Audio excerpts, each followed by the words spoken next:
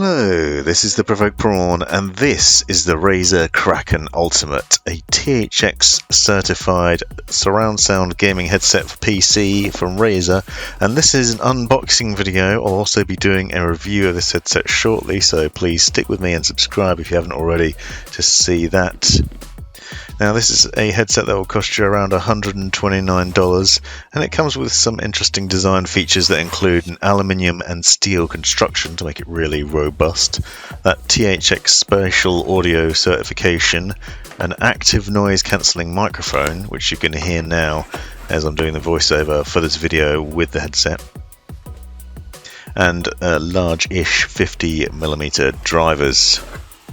I'm going to talk to you a little bit about what my first impressions of this headset have been, both getting it out of the box and using it. I've been using it for about a week and a half now, and I've had some mixed experiences with it, and I'll talk to you about that. I'm also going to go in more depth on the review as well as showing off the software.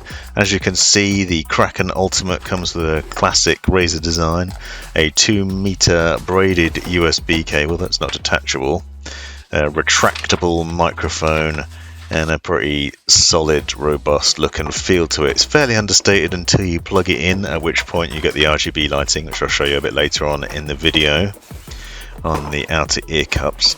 But it does have some nice design features to it that include gel ear cushions that are meant to be cooling, and actually you do feel that when you put them on. They look like quite thick faux leather ear cups, as you can see here, reasonably deep, quite large, and reasonably comfortable too. They actually keep your ears nice and cool and don't seem to heat them up as much as other headsets with things like that.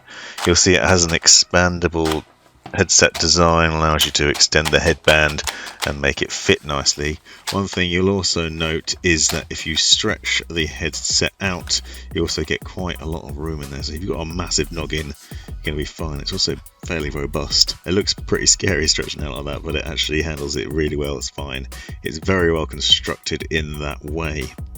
However, I will say I am a bit disappointed because there's literally no bend and flex in the ear cups themselves, so they very much sort of stay in one position. You can't tilt or turn them like you can with other headsets that I've tried recently, which I find disappointing because it means you can't get it quite as comfortable perhaps. That said, it does sit nicely on the head so far. It's not going anywhere, it won't fly off, and it doesn't clamp at the same time. It seems to strike a nice balance between sitting on your head nicely without squashing your face. Those ear cups are also padded in such a way that you can wear glasses while using them. That's one of the selling points that Razer tries to push, that they will sit well with spectacles, and you can see the sort of push that you can get on them. They don't block out a great deal of external noise. They do block out a fair amount, and you can use side tone on the microphone quite easily to hear your own voice if you do find that you're blocking out too much and you can't hear yourself talking. You'll see on the back you've got a volume wheel and the THX audio button as well. And you can remove the ear cups if you so choose, so you can replace them easily enough or clean them. And fitting them back on again is also easy.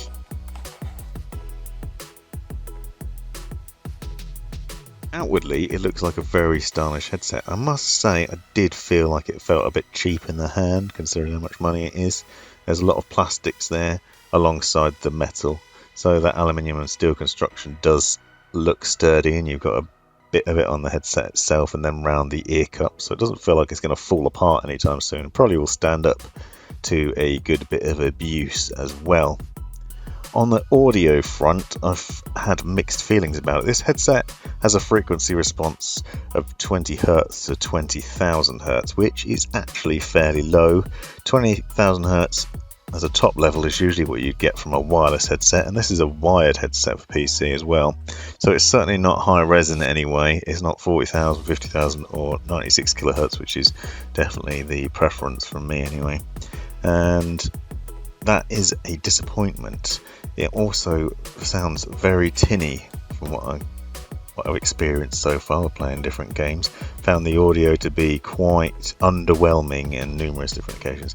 However, the THX Spatial awareness is very good. The surround sound for that is very good. I found when I'm playing the usual games that I can hear a lot more and very accurately and work out the direction of gunfire, footsteps, incoming vehicles, those sorts of things really easily, and suss out. And I could tell that I could hear better than the friends I was playing with as well, because you identify sounds that were close by where they hadn't heard them. So the spatial surround sound is really good. However, I'm just really underwhelmed by the sound. It's just lacking something. It's lacking a warmth and a depth and a bass to it, and the range is just not as good as other headsets I've tried, and I think that's partly to do with the frequency response. And it's the same in Windows 2, same with listening to music and movies, unfortunately. So like in terms of audio, so far I can't rate it. Now the headband, as you can see, has this faux leather padding on it, and on the inside you have a sort of mesh. There's not much padding in the headband at all, which is again a shame. However, I've not found it to be terribly uncomfortable when sitting on my head. Hasn't really caused any problems apart from messing up my hair, but that's a personal issue. It is fairly sturdy, as I said, and it sits nice. It just sits nicely. I can't really knock the comfort. I think I'd like a bit more length in the wire, but it is a 2-meter wire, so it's not too bad. And otherwise it's okay. You can see the RGB lighting is fairly understated. You've got it on the logo and a glow from the ear cups itself.